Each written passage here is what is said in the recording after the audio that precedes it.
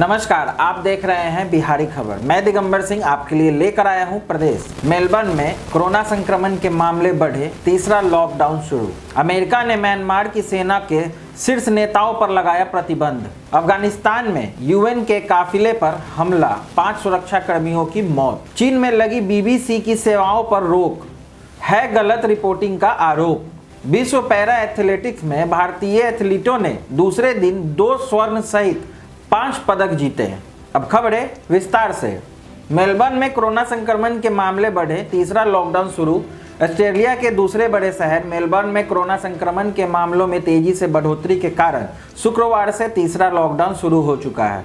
Victoria के premiere Daniel Andrews ने बताया कि राजधानी में कोरोना संक्रमण को फैलने से रोकने के लिए संपूर्ण विक्टोरिया राज्य में लॉकडाउन किया गया है। इसके अलावा ऑस्ट्रेलिया ओपन टूर्नामेंट भी होंगे, लेकिन इनमें कोई भी दर्शक नहीं होगा। वह दूसरा फ्लाइट्स जो पहले से ही उड़ान भर चुकी है, उन्हें मेलबर्न अंतर्राष्ट्रीय हवाई अड्डे पर लैंड करने की अनुमति होगी। हालांकि लॉकडाउन की अवधि में स्कूल और सभी प्रकार के व्यापार बंद रहेंगे। इसके साथ ही लोगों को घरों पर रहने का आग्रह किया गया है। उल्लेखनीय है कि लॉकडाउन की शुरुआत रात 11:59 से होगी और बुधवार तक लॉकडाउन लागू रहेगा। इससे पहले ब्रिटिश वेरिएंट के 13 मामले एयरपोर्ट पर सामने आए थे। अमेरिका ने म्यांमार की सेना के शीर्ष नेताओं पर लगाया प्रतिबंध।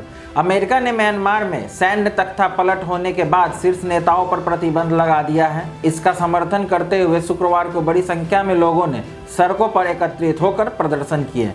यह लोग ऑंग सान सू की को रिहा करने का मांग कर रहे थे। शांतिपूर्ण प्रदर्शन होने के बाद भी पुलिस ने लोगों को नियंत्रित करने के लिए उन पर आंसू गैस के गोले और रबड़ की गोलियां दागी। इस प्रदर्शन में सरकारी कर्मचारी, शिक्षकों और समाज के विभिन्न वर्गों के लोगों ने भाग लिया। यह लोग देश के नए सैन्य शासन मिन यांग हाइंग के शासन को खत्म करने की मांग कर रहे थे। अफगानिस्तान में यूएन के काफिले पर हमला, 5 सुरक्षा कर्मियों की मौत। अफगानिस्तान की राजधानी काबुल में अज्ञात बंदूकधारियों ने यूएन के काफिलों पर हमला कर दिया। इस हमले में 5 सुरक्षा कर्मियों की मौत हो चुकी है। अफगानिस्तान के आंतरिक मंत्रालय के अनुसार यह मामला काबुल के पास किया गया और ऐसी संभावना जताई जा रही है कि इस हमले के पीछे तालिबान है। हालांकि तालिबान के प्रवक्ता का कहना है कि उनका इस हमले से कुछ लेना देना नहीं है। अफगानिस्तान में यूएन मिशन की ओर से ट्विटर पर कहा गया है कि यूएन परिवार अफगानिस्तान में मारे गए 5 अफगानियों की मौत के प्रति संवेदना व्यक्त करता है। उल्लेखनीय है कि तालिबान ने वाशिंगटन के साथ सैनिकों को हटाने के लिए एक डील की थी, जिसके अंतर्राष्ट्रीय बलों और विदेशी खिलाड़ियों पर हमले कम हो गए हैं। चीन में लगी बीबीसी की सेवाओं पर रोक, है गलत रिपोर्टिंग का आरोप। चीन ने बीबीसी वर्ल्ड न्यूज़ को देश में प्रसारण करने से रोक दिया है।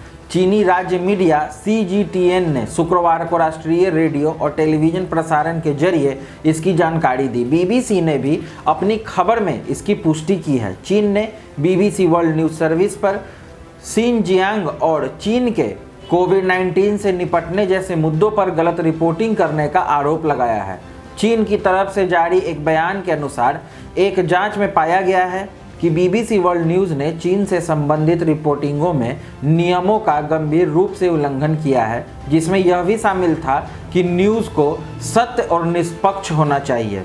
इसने चीन के राष्ट्रीय हितों को नुकसान पहुंचाया और राष्ट्रीय एकता को कमज़ोर किया है। इस तरह बीबीसी वर्ल्ड न्यूज़ चीन में प्रसारित होने वाले विदेशी चैनलों के लिए ज़रूरी शर्तों को पूरा नहीं करता है। अब आगे 1 और साल के लिए इसके आवेदन को स्वीकार नहीं किया जाएगा। अंग्रेजी भाषा का बीबीसी वर्ल्ड न्यूज़ चीन के अधिकांश टीवी चैनल पैकेजों में शामिल नहीं है, लेकिन कुछ होटलों और घरों में यह उपलब्ध है।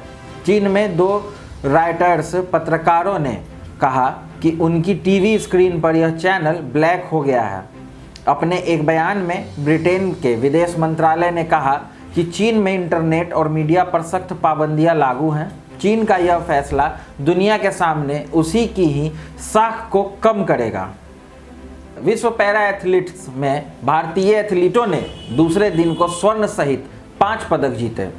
फाजा अंतर्राष्ट्रीय चैंपियनशिप विश्व पैरा एथलेटिक्स ग्रैंड प्रीमियम के दूसरे दिन शानदार प्रदर्शन करते हुए भारतीय पैरा एथलीटों ने 2 स्वर्ण सहित कुल 5 पदक हासिल किए हैं।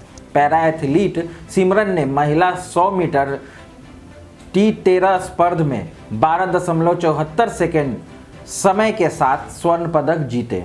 2019 में चीन ग्रैंड प्रीमियम के बाद यह उनका दूसरा अंतर्राष्ट्रीय पदक है। इस बीच 36 वर्षीय नीरज यादव ने पुरुषों की डिस्क थ्रो यानी कि चक्का फेंक F55 स्पर्धा में 35.49 मीटर दूरी नापकर स्वर्ण पदक जीते।